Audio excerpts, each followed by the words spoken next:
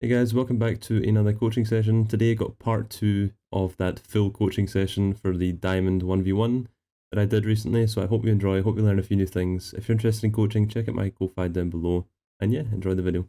But before that, sponsor time. AOE allows you to buy and sell Rocket League items at great prices. Whichever platform you're on, you can find that last item to finish off your preset. Use code VMN at checkout for a discount, and I'll leave the link to AOE down in the description, so be sure to check that out. You feel more confident in twos, or? Yeah, a little bit. Yeah. Oh yeah, I remember this one. AFK teammate? That's a strong start.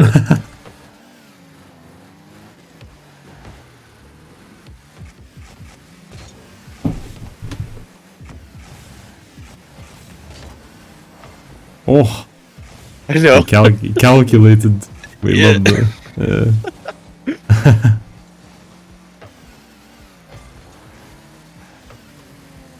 Okay, nice defense. That is pretty unfortunate. Hope your teammate reconnects. Yeah, they eventually do. Okay. But I think we lose 2 goals before she comes back. Alright.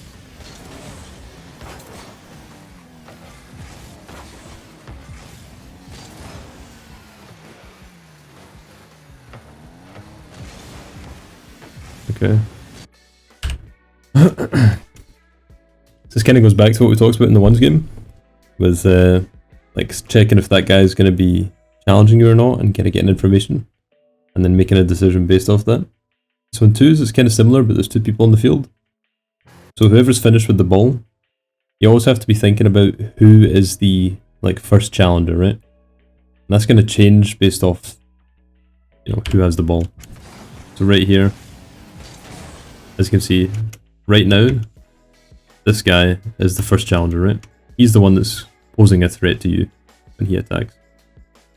And then after he's done his stuff, that switches to this guy. Right, so now this guy is the challenger, and you need to be watching him. Okay? Okay. It's kind of like shifting your focus to who's going to be causing a problem for you, and who you need to be countering. And right here, he is your fight, not this guy in front of you. Don't let him put you off. This guy is non-existent. We need to be focusing on this guy here. And we need to immediately assume, this guy's going to go up for this ball, and we need to go up and we need to counter his play. Whereas you're kind of you're pretty slow on it. We let that other guy in front of us move first. It's kind of like we're not focused on who the real player is and who's making the play, if that makes sense. Right, yeah. Yeah, so always want to identify that first challenger, think about what they're doing, and try and counter it if we can. And then we get that goal. Yeah.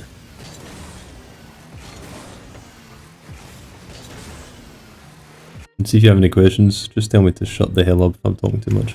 Ask away. No, you're good. Yeah, you have more experience than I do. I don't. As long as I don't know. My main question, I think, is one of my questions. Really is my kickoffs. I wonder what you think of them. Yeah. Well, we can look at kickoffs. And I can give you some good kickoffs to do if you like.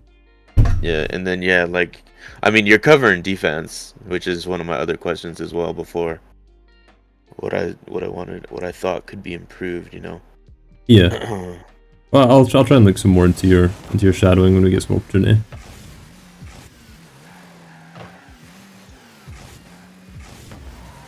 A lot of the time with defense, so kind of taking that control instead of taking those heavy touches, lies a lot in defense, right? Because a lot of the time, when the enemy gives you the ball, let's say you're here and you're defending, and the enemy gives you the ball for free, right?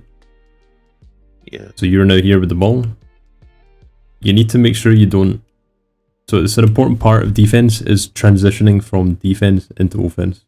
Really important. So if you just hit the ball really hard, suddenly your attack's gone and you're stuck defending again, right? So defense is also about converting into offense. And you gotta think about that. Think about it like that too, if you can.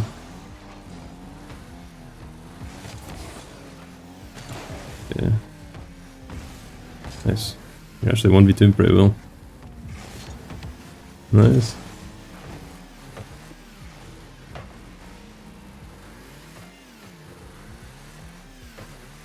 Okay. Let's think about how we can threaten this guy that's on the ball without committing. So, this guy's here. Ball's going like this. How can we threaten this guy, do you think? Can probably try to cut up pretty close, maybe. Yeah, definitely. Yeah. Go to the boost pads. Yeah, perfect. Yeah, you get the boost line right here. Yeah. You get these two pads, and then you also push up towards this guy, and you're threatening him around here. Probably like a bit closer, like here. Maybe you'll only get this pad. Yeah. You're threatening this guy, and he's gonna probably take it to the corner, right? And at this point, you just want to turn around and then go back. Yeah, or he's gonna give you the ball for free.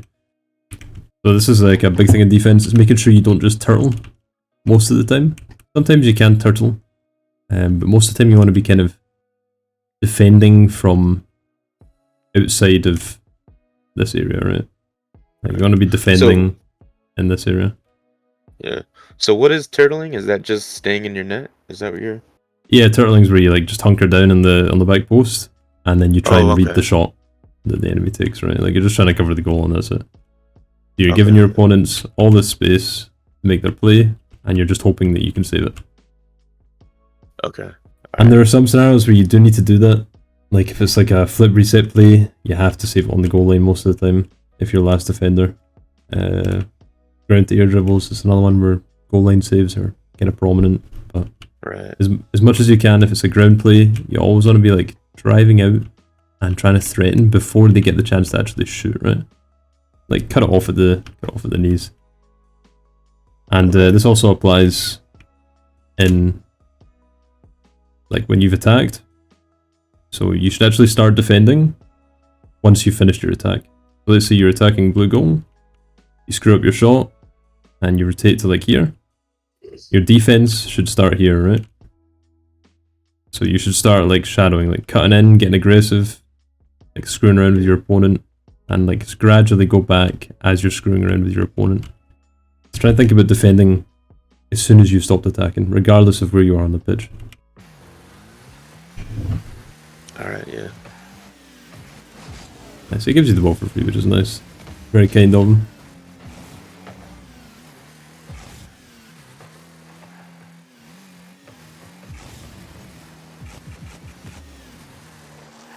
But to be honest, like I think your defense is pretty good for playing a diamond. Like you seem very patient, right? And that's, I'd say like a lot of diamonds and champs don't really have that patience that you have. So it's a really good valuable skill that you've got. Thanks, man. That's alright. Nice. I know you're pressured because it's a 1v2. I'm not gonna like stress this too much. Right here, do you see like the similarity between the ones game with the setup? Yeah, you see this like strong touch. You're just sending it away, yeah. And we know that we've got a little bit of time because this guy passed the ball to us, and that guy's pretty far back. We kind of want to wait for the bounce, touch it up, and then do something with it. Teammate's back. Nice, teammate's back, let's go. I'm still hyped to see this nice bull shot. It happens at the very end, I think. Oh, okay.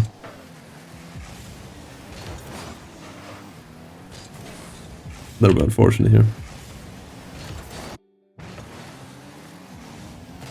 We talk a little bit about twos mentality, if you like. So, a lot of the time, see if you end up under the ball, or if something feels like you shouldn't go for it, and you know your teammate's back. Like right here, we see after this, teammates on the wall, teammates behind us, right? Driving behind us, on our right. They're going to be back. Yeah. As soon as this ball's over our head, we should just drive out over here, like in this area, or in this direction somewhere, because our teammate's going to have this guaranteed behind us, right? It's like a natural ball for them to take. So we kind of want to just go over here, stay in this space. Maybe our teammate will pass to us, or maybe our teammate's just going to shoot. And if our teammate shoots, then you just chill, come back and sit behind them. And if they pass you, then you go free goal. But we first got to recognize when we don't have a good play, but our teammate does, and just kind of forfeit the ball for our teammate. Otherwise we'll end up like this.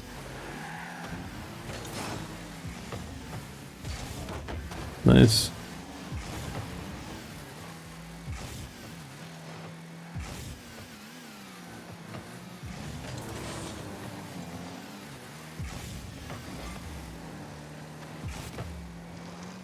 Okay.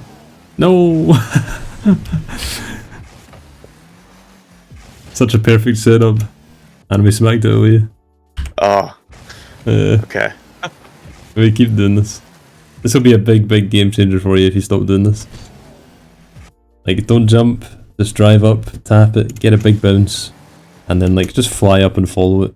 Or just like wait for it to come down and like shoot it again, alright? You're gonna be going crazy and scoring so much if you start doing this. But we're just kinda giving them free balls, giving them attacks, making their job easy.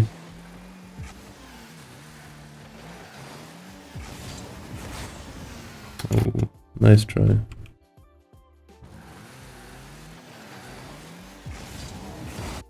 A little bit of an awkward one. Yeah, I think his teammate just had me beat to that. He's Yeah, just had to be. Yeah.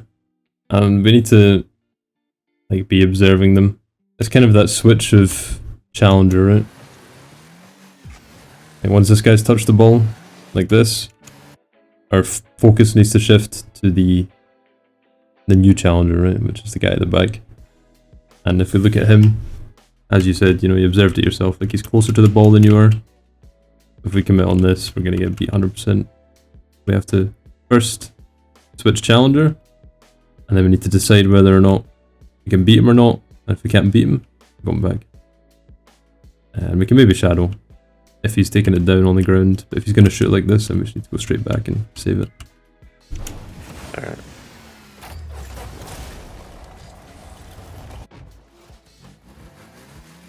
I think watching your opponents and kind of looking at them a lot is going to be a big area for improvement as well. Your decision making should pretty much stem from watching your opponents.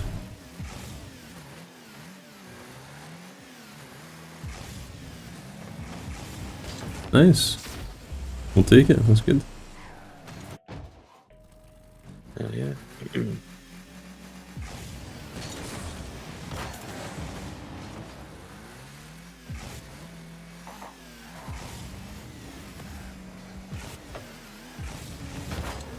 Oh, what a save, bro. Tell me that's in. Oh my god, man, that is disgusting. What was that? That might have been why I saved this replay. I think the pool shot might have been a different replay. Oh, okay. You can probably watch that another time. But that was insane. That might have been why I saved this. I can't remember for sure. That and the comeback after the DC second. Yeah. Yeah.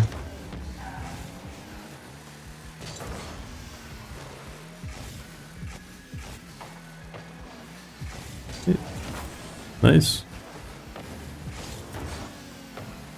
Okay. Right, so, I mean, good news is, we're kind of talking about the same points, like, over and over again, right? So, you've kind of got, like, some big things to improve on. But I think once you improve on, like, a couple of big things, you're probably going to see, like, a massive improvement. You know, some people that I coach, they have a lot of problems, you know? It's, like, so many things that are holding them back. But for you, I think you've only really got 2 to 3 big things to work on, which is nice. And you should see some big change. And I think this one here goes back to the information. If we see this guy on the way up, again, we need to be watching our opponents. So we go up for this and we beat him, right? We beat the first challenger. Yeah. And then our focus goes to this guy. And we need to know that he goes back, know that he's going to defend. And when we go on this ball, we know where he is, right? He's in goal. Like, he has to be there. There's no other place for him to be. And then we even hear his car, so we know he's challenging. And we kind of need to use all this information to like, make a decision. And we need to beat this guy. Like, just smash the ball against the corner or something. So, it's just, a lot of this is like collecting information and making decisions based off of it.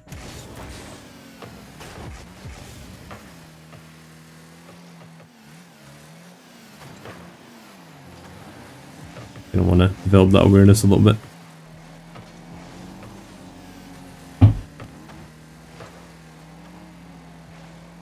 Okay, nice. Okay. Oh.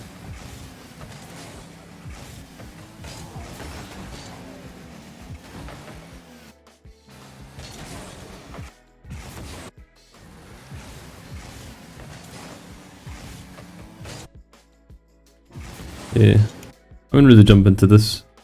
Not really much chance for us to do anything here. And we hear, and like we saw one of the opponents coming back, we hear another one behind us.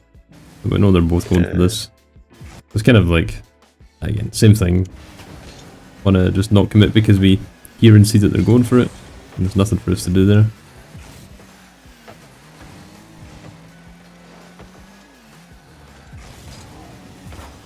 Wow, what a save.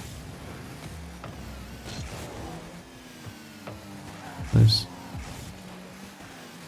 Maybe bomb that guy on the wall. So thinking about other ways we can be aggressive. We steal the boost, which is really good. And then kind of got a natural path just to go up and smack this guy on the wall when he goes up, right? And just go beat him up. And then teammate's got a free ball and it drops down. Just another way to get aggressive. Oh, beautiful demo. Nice. That's pull shot, right? Oh, there's the pull shot. There you go. Yeah, there it is. Bonk.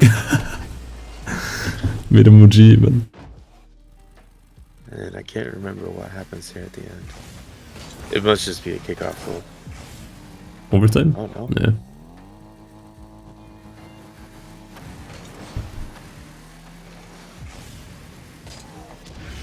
Hey. Oh yeah. Here we go. There we go. Okay. Yeah, so I think a few big things.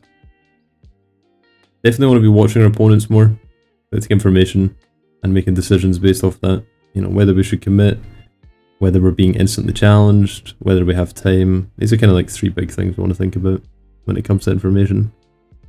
And you know, a good way to start learning that is to start thinking about who the first challenger is, you know, and what they're doing, if they're threatening you, and try and base what you're doing off of them, if that makes sense. Okay. Like, don't kind of predetermine what you're gonna do. Like, don't just say, I'm gonna commit on this ball, you know, or I'm gonna jump up for this save. It should be, there's nobody going for this ball, and the defender is very far away, so I'm gonna go for this ball, right? Like, that's kind of how the decision making should be thought through. You should be making decisions based off information. And then when it comes to your attacking, I would love to see you kind of set up a bit more of a unpredictable, stronger attack. So again, staying away from those straight line dribbles if we can. Try and add some zigzags, a little bit of serpentine. Play bounces a lot if you can. You know, touch the ball instead of, or sorry, bounce the ball instead of taking those hard touches that you're taking. They kind of push the ball far away and kill your possession, kill your attack. And yeah, lastly, when it comes to defense, your defense is actually pretty good. I'm not gonna lie. Your defense is looking pretty good for Diamond at the moment, I'd say. Your defense is probably around champ. But I would say, you know, some situations you are turtling a little bit.